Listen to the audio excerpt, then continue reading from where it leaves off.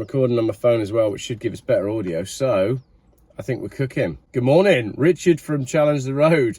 Morning, Geoff. It's interesting developments from yesterday. You obviously covered this story on your channel. I then did the interview. We spoke about it on Monday, I think, with a video that hasn't yet gone live. But yeah, interesting developments yesterday. I think it might supersede that video now, won't it? Yeah, I don't think there's any need to upload that one now. Things have changed somewhat. Well, yeah, I mean, he contacted me straight after my video on Instagram. Yeah. And wanted to set up a video, which I agreed to. But I was quite busy for a couple of days, so I said to him, we'll probably do the Sunday. So we arranged a Zoom call. And I was just really interested because I thought it's quite some story, and also I just wanted to have a bit more feedback. Obviously, I watched your video with him, which was probably 40 minutes, and I actually detailed notes from everything he said. You let him talk, which was good, and I detailed notes, and I just thought I'd like to go through them with him to understand what actually is happening, going through your mind, how you stopped the car, to maybe help people. Yeah. I thought if you should I go through my notes? Should I give you the detail? Give us the questions that you... Well, I saw the Craig Phillips thing come out straight away. Yeah. So I thought, that's interesting. Within 2 hours or so, he said he had the same problem. It didn't seem it was the same thing, more a case that he couldn't maybe slow down. And I couldn't quite understand it because I wanted to understand, is it the throttle or is it the brakes? Just because an EV will slow down off the throttle because you've got regeneration, you've got these things to do that. So I wanted to ask him about that, to say, look, this looks like the second case in a day. I wanted to know if he bought the car new or second hand, which was just a question, just to see, whether it was a brand new car. And then my questions were more, when he said that the car accelerated off the motorway, I wanted to understand it. And by understand it, if you come off a roundabout, you're normally doing, say, 20, 30 mile an hour. Then he said that the car accelerates to 90 to 120. And I thought, that is some speed. And that's not to take anything away from the guy, because we are talking in a way that we still don't really know the answer. And I'm not going to say I've got an opinion either way. I'm just going to take the detail that I heard. And I just thought, you've done so well to drive at that speed, because anyone who knows, I mean, I'd never do that on the public road, but, if you get overtaken by a police car they're doing 120, it's some speed, and it almost shake your car. So then I was thinking, well, what would be the first thing you would do? Because he said he called the police and an operator. And what I was trying to look at is thinking, what would I do? Because I'd obviously be thinking I was on like a roller coaster that's never going to end. But obviously the motorway would end at some point. So I was just going to ask him, you called the police, how was the operator, a bit like you did. I then was just trying to understand that he said he'd come to sort of a roundabout or a red light. Now, normally I think he said that the police asked him to come off. Now, even if he's doing 90 mile an hour, I was just interested to know, my notes say I'd be freaking out, because if I'm coming to a roundabout or a red light, or normally motorways are built up, so you're coming downhill. How the hell did he get round at 90 mile an hour? Because I'm not sure you could. And some of them roundabouts, as you know, can be very tight, or the corners on there.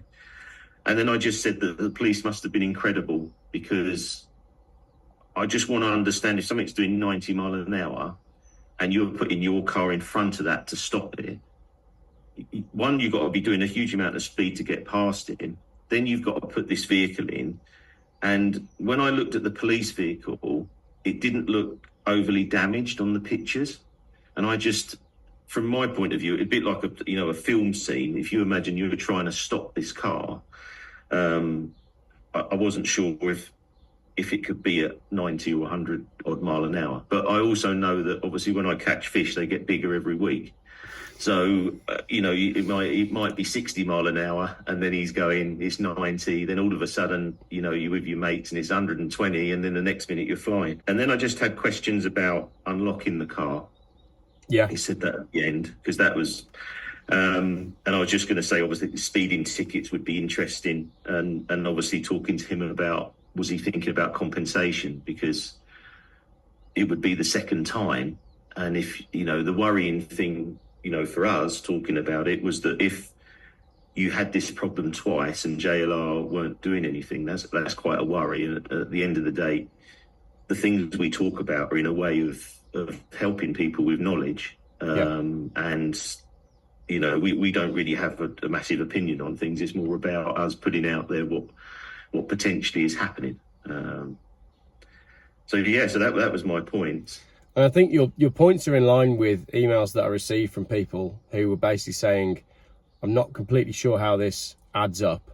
And I think there's two ways you can do it. You could probably go on Google Maps and Street View, and you could go through the interview bit by bit, and you could work out distance and time. But the other side of that is, as you said, if you're in that situation, you're probably not taking note of, I was at mile marker X and I was doing 62 mile an hour, because if it's happening, you're concentrating on not hitting anything into the car. So yeah. I think although we could analyze the bits that he said, there's also an element of, I'm not sure. Yeah, and in my video, I did put that the Ferrari 355 suffered with the throttle jamming. Yeah. And that did happen after I sold it. And when I bought another 355, it was just in the back of my mind to remember to turn the key off. Yeah. On the car, because it was my favourite car. So I didn't want to just be put off forever. Yeah. But that did happen to the guy a week after I sold it to him. So it's not like a new thing for me to, and all cars, it doesn't matter whether it's iPace or whatever, you've always got, the danger of something going wrong, haven't you? And I think people now, when that story came out, there's a lot of people jumping on the comments saying, told you so, it didn't add up. But for me, and I know for you as well, we're still quite happy to sit on the fence and say, whichever way this story goes, there's questions either which way.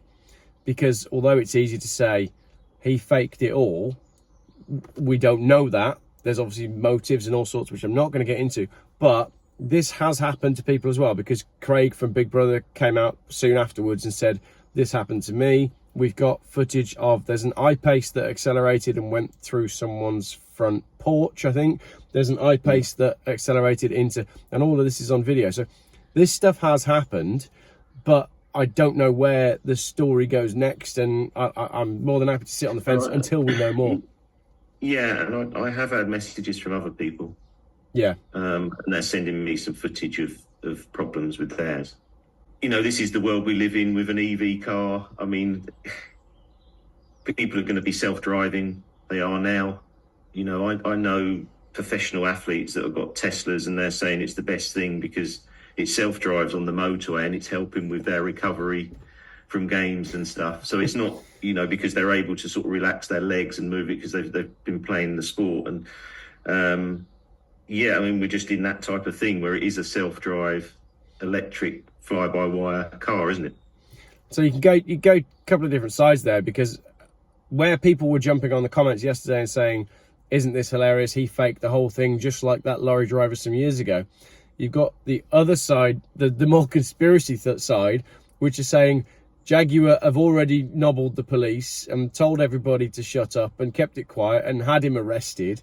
It did happen, and now this is Jaguar trying to manage their PR, so you got that side of thing. So I don't know at this stage. The guy with the Vauxhall, I think there was a guy with a Vauxhall, I can't remember if it was a Vauxhall or an MG, but it did the same thing, and I'm sure it was up north earlier in the year. I don't think he was arrested, but again, we never heard anything more about that. It was never in the news as to what the findings were. We didn't really know anything. So at the moment, it's all conjecture. I kind of feel I did 45 minutes with the guy in my car, got to know him. He's in my phone. I texted him yesterday to see how he is because I'd heard the story and I thought, can this possibly be true? You can pick holes in it, but this is a bloke that clearly needs some help one way or another at the moment, whether that's with you know, he needs a lawyer, or he needs a mental health assistant, or he needs, you know, some conspiracy theorists to back him up. I don't know where we're at this stage. So the latest that I've heard is he was arrested. I don't think he's now been granted bail, and he's still being held pending charges, but we know nothing more at this stage. Yeah, I think, as I say, for our channels, it's more we're trying to take everyone on face value. And also, like you say, I mean, I have had other people, I'm just trying to find on my phone, there's some other messages of people that are sending me some videos of cars that aren't stopping. Yeah. I think it's more for your channel than mine. I mean, I had, yeah. I had, you know, 2 calls yesterday from people that are very unhappy with stuff on their Land Rovers. Yeah. And they're sort of saying, Richard, could you do a video on it? And that it's just it's difficult for me at the moment, because I like reviewing cars and doing my Vantage stuff, but also it's trying to help people at the same time. You know, we've got, you know, a huge issue with this Jaguar steering rack.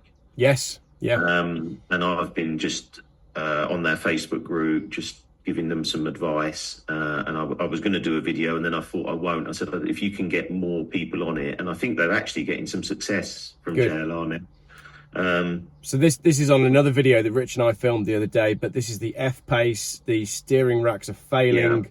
Yeah. It's a very expensive fix, and they simply can't get the parts, right? Yeah, so I had a chat with the lady who's running the Facebook, and you know, she was almost in tears. She said that obviously the steering rack goes because of water ingress, and they sent me some video footage, and she's had to buy another car. Wow. And it's been, I think, 9 months. So, and it's very expensive, and I felt really sorry for her, and I thought, well, they only had about 80 people on the Facebook group. I'll maybe give you the link to that, Geoff, and you could give that to viewers, but it went over 500, and they wasn't getting any sort of feedback at all from Jaguar in a good way. But I've been reading some stuff recently where I think they're getting actually some refunds, but I think the problem's is they haven't got the parts. Yeah, and this is a problem, and just admitting stuff. But it wasn't a nice, you know, phone call, and she is very emotional. But he's just trying to see. Problem is, I was right in the middle of this insurance thing. Yeah, I was trying to say that which has been going well actually. It's been going really well. So I just thought, if I take on another thing, is it, you know, it's quite draining, as you know, when you get involved in a lot. It is. Yeah, I'm getting sent everything now, and I think as well, my feeling on this iPace business is, this is, for me, as the sort of tip of the iceberg. There's a lot of iPace problems. I've spoken to a lot of people that have various issues with the iPace, including leaking windscreens. And from my point of view, I think, well, I know about all these issues with the iPace. It's perfectly feasible that one of them could go out of control on the motorway due to an electrical problem. So you want to trust people. And the other side of that is, I think if the whole thing was faked and a fabrication, and if he is a fantasist, why would you then give an open 45-minute interview with someone from YouTube that everybody's gonna pick apart? It doesn't quite seem to add up with me. We know that we got iPace problems. We know we got Jaguar problems, you know, manufacturing and software faults and all the rest of it. So, don't know. Like you say, there is a lot going on at the minute. Yeah, and I'm fixing my sister-in-law's, you know, Evoque. You know, I said that she was the one who sort of wanted the security update, and I think we did put a lot of pressure, whether it's us or not, but they are going to do this recall for 16 to 18 plates. I'll say recall enhancement. I mustn't say recall. Yeah. Hit me on this in security enhancement. Yeah, recall is the word that all these manufacturers are terrified of. I know. There's your conspiracy. So that's going to be done now, but her window screen has gone totally and I'm fixing that for her. She's got the mother-in-law's car at the moment, but I've got that with Calvin, you know, my security car guy. Yeah. She didn't have the money. She went to JLR. They said it's £1,000 minimum. She hasn't got £1,000. I said, look, just bring the car to me. We've got that in our sort of lockup at the moment. What's the problem with the windscreen? What's happened is the glue they use, whatever, on these window screens, I don't know if it's just Evoques, but the water just leaks right through, and that was happening. But because they wanted sort of £1,000 just to look at the car, she couldn't afford it. But then the water's starting to get into the electrics. So then she rung me, you know, in a state saying, Richard, I'm just going to sell this car or just get rid of it. And I said, there's no way. I said, just bring it to me and let me see how much I can get it done for. Yeah. So At the that's a moment, we're £100 in, just to, because I said that let's use your windscreen excess. Yeah. Because it's difficult as well, because it's not a cracked screen. Yeah. You see, but we managed to get that through on insurance for £100 for her. And she's busy. She's a school teacher. It's not like she can just drop the car off and leave it for 3 days, 4 days. And now we're looking at the electronics, because it's gone into the camera at the back, is throwing up errors. Yeah. So we're now trying to find a cheap fix for the cameras at the back, to try and help her, really. And it's just frustrating that it just around JLR and these Land Rovers, I've never known so many problems. It's unbelievable. It's a wrong type of glue for a windscreen. Yeah. How many years have they been making cars for? You'd think that they'd have worked that one out. I know. But this is where it's funny, isn't it? You phone JLR, my windscreen's leaking because when you built it, you used the wrong type of glue. Yes, we can book it in, but we can't book it in until 2027. It's going to be £1,000 to look at it. So then you're going to have people going out on the driveway with a brick, put a brick through the window, and then phoning their insurance and saying, yeah, £90 excess. Can you come and do my windscreen, please? Can you bring some proper glue? Yeah. It's just a bizarre solution for this. They're not a small manufacturer. They shouldn't be having problems like this. But again, I was interested in water your and Lotus electrics. video. Not good, is it? Water and electrics is a terrible mix. No, especially with Land Rover electrics. But I was interested in your Lotus video. Yes. Because that was a car I was quite interested in. Obviously, I saw Harry's garage video on that, but I thought I'd just look into that a little bit more, and a lot of people are cancelling their orders on that car. Yeah. But it's just a joke. How can it be, 180 miles from 320 or whatever, or 370? I think they got muddled up with kilometres and miles, but now they've just got totally muddled up, and I just think it's not fair. That's my opinion on it, and they'll pay the price, because there's people out there like Harry who's going to get huge amount of views, and hasn't stayed on the fence, has he? So. No, and I agree. Again, that's with the platform of a YouTube channel, you can give people a voice, and I think it's important to do that when you see it's necessary. If it's someone with a Runaway EV or someone that has owned a car for 2 weeks and is trying to, I think the gent's got a really good shout under like the Sale of Goods Act with what Lotus have done there. But what's interesting is I said on the video, I want to hear the opposite viewpoint. I always want to try and give something that's more balanced. So if you've bought one of these Lotuses and you think it's the best thing in the world, then send me an email. I had one comment from a gentleman that said, we've got the car, it's perfect for what we need and it's great. But I didn't get any other emails from anyone else saying, this chap's talking a load of rubbish, my Lotus has been fantastic, the range is superb. They're not landing in my inbox. So what's going on? How can Lotus be selling these things?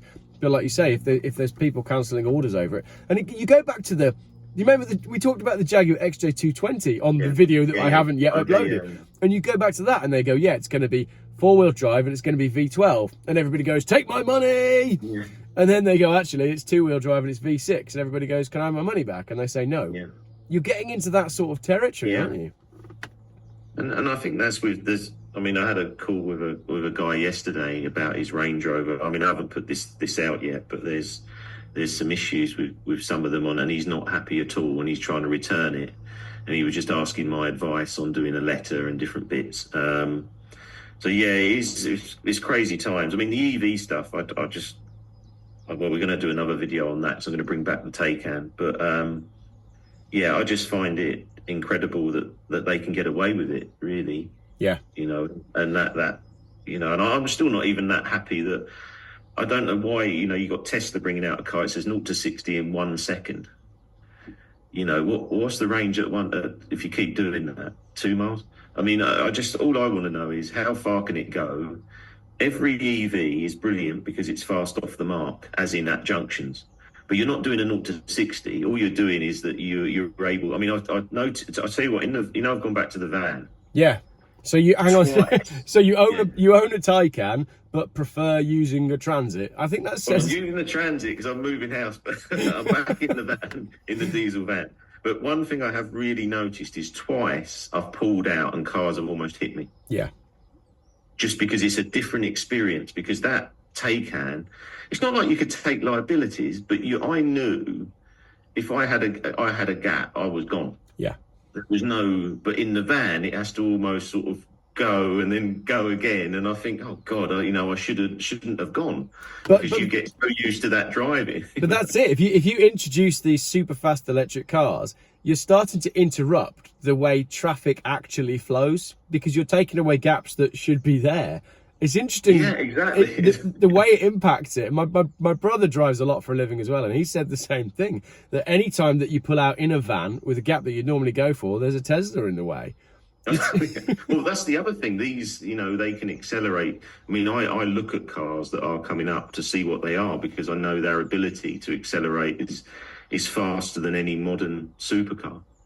Which is crazy. So I'm doing this video on, buying my daughter her first car, and I'm trying to think. I said to her, would you like a second-hand EV? Because I can get like a Renault, is it a Zoe? They're like 2 years old for say £7,000. Yeah. And I thought, and she come to me and said, oh, both of them said to me, well, I will not have an EV. And they're 12 and 16. I will not have an EV, Dad. I don't want an EV. Interesting. They're very against it. And even on brands, like, don't get me a Tesla, because I know I could get a Model 3 for probably £12,000 or something, and it's a lot of car. And also, I was trying to think about insurance, because I wondered if the insurance would be less because it's got a lot more driver aids. So if I buy her, let's just say I buy her a Clio manual, it's only really going to have sort of ABS. It's not going to have massive, like now we're very protected in the cars. Yeah. And I just wondered if the insurance would be more for a manual with not many driver aids than an EV with, brake distance control, all these things that we now can potentially take for granted going forward. So I'm interested on them quotes, actually. Yeah, definitely. Because as you say, the more modern car with all of the driver aids can stop you from getting in a crash. But then if it is in a crash, it's going to cost X amount more to repair. So it's all going to balance out, isn't it? But the other thing you touched on there as well is the speed of these cars. So let's say you go and get, I mean, I know the Zoe's quite slow, but let's say you go and get a Tesla Model 3 because it's a sensible thing and it works out for you. And a lot of young people are jumping in these Model 3s.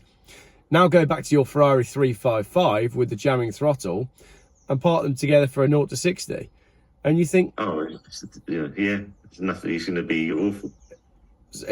I mean, a Tesla 0 to 60 is probably quicker. It's quicker than the 355, right? Oh, yeah. The 355 is not a quick car now. I mean, I went out in one the other week and thought, well, not other week, but when I sold it probably years ago now, but I went out and thought, this car is just so drivable, because it was just so slow. Beautiful sound, rev lovely, but you felt like you're just in control, whereas I just can't get my head around it. I mean, I don't understand how we can have a government that can allow cars to have, I mean, the new Taycan Turbo S, I was chatting, we went electric go-karting last night, and I was with the guy at the VVS chatting with him. And he said, Richard, it's 2.2 to 60. I said, it's a missile. He said, how can it be? And I said, Tesla are doing one that's 1 second. But does anyone really care? Do you know, we don't care. We talk about, we don't go, I've got to have that. It's just like, who cares? I'll tell you who's very excited about the new Taycan. It's the GTS. Is it the GTS that's 2.2 to 60? Is that what it's called? I think it's the turbo thing. Turbo, whatever it's called. Anyway, I'll tell you who's very excited about that.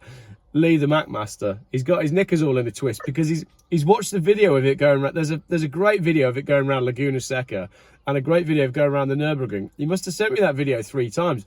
He's all excited about it. I'm like, oh no. Hasn't he learned his lesson on the other one? Well, I mean, a second-hand Taycan, I was thinking back on mine, so obviously I'm going to go and pick it up this afternoon. Yeah. And they've stopped making the Cross Turismo. Right. Which I think so I think it's going to just be this Sport Turismo, which I really like. They don't seem to have a 4S anymore. Yeah. And they put up their prices. Right. And I know everyone's complaining about the price of Taycans, but actually in the scheme of things, they haven't depreciated as much percentage as a lot of the other EVs. Yeah. And probably the best EV out there. So I've been trying to find another car, but actually I think I'll just go back to it. And then what I did was, which I paid for the car in cash, which was I think 66,000. And then I thought I should really finance this on a PCP and have a balloon. Yeah. Which I did, which now covers me because I can give that car back. Yeah, that makes a lot of If it sense. suddenly goes to £10,000, it's not going to affect me. Yeah. But I've already taken, 40% off the price anyway by buying it. Yeah. Then get into a higher balloon just to cover myself. Yeah. I think the one on depreciation on EVs, I think the one that I'm looking forward to is the BMW 7 Series electric. I think it's too new at the minute to have any, look at you smiling. I think it's too new at the minute to have any of those drop into Auto Trader, but I'd imagine that's going to be our, at the end of the year when we give some awards, right? That's going to be our winner in the depreciation category. The reason I was smiling is because I can't get over the front end of these new EVs on the BMWs. Yeah. And I couldn't drive one, I think. I can't. And even on the M3 Touring, which I really want as a car, I just think the front of it, I'm not sure I like it. I don't know. I don't, because the 340 Touring X-Drive, it's not the same front end, is it? The M3 is different. And I don't think I could walk into a BMW dealership planning to buy an M3 Touring. I think I'd come out with the 340 just because it's got that better looking front end. And I thought as well, when that M3 came out, I thought, it's going to get better with time. And it hasn't. And whenever I see them, they're that lurid green colour. And it's not the car for me. Yeah, well, the E46 M3 was such a great looking car. But yeah, I'm looking forward to today. I've got a son. I'm going to go and test drive this Vantage, the newer shape than the ones I've been doing, and obviously get my Taycan back and have another go. And so I think it's fantastic to drive. So it'll be interesting in a few weeks now. And you're going to come down, aren't you, at some point? So. Yeah, when we get some weather. We've been saying this for 3 weeks now. Yeah, we'll come down and we'll do the electric go-karting. So plenty going on. I mean, electric cars keep catching fire and people keep emailing them to me. And even though I'm a bit bored of doing the electric car fire videos, if I don't make a video about it, then the emails don't stop. So it's kind of like, you have to make a video, otherwise everybody's going to send it to you. And it was, to be honest, it was the same with the iPace thing. The amount of times that I got sent that iPace story, I just thought, I've got to get this guy on the channel. He said what he said. People have analysed it the way they've analysed it. The latest is he's been arrested and we know nothing more, and we'll monitor it as it happens. And as YouTube is the new media, we'll report on it as it comes out, and we'll be as honest as we can. I think that's all you can do, isn't it? Yeah. Brilliant. No, great. Look at that. And we haven't got a single hair between us. Rich, turn our heads upside down. Exactly. Rich, thanks very much for the chat. Right. Thanks, Geoff. I'm sure this is going to become a weekly thing, isn't it? Because the world just changes day by day, especially in cars. It's getting crazier every week. It is. Right, I'll catch you later on. Cheers. Thanks, Rich. Cheers.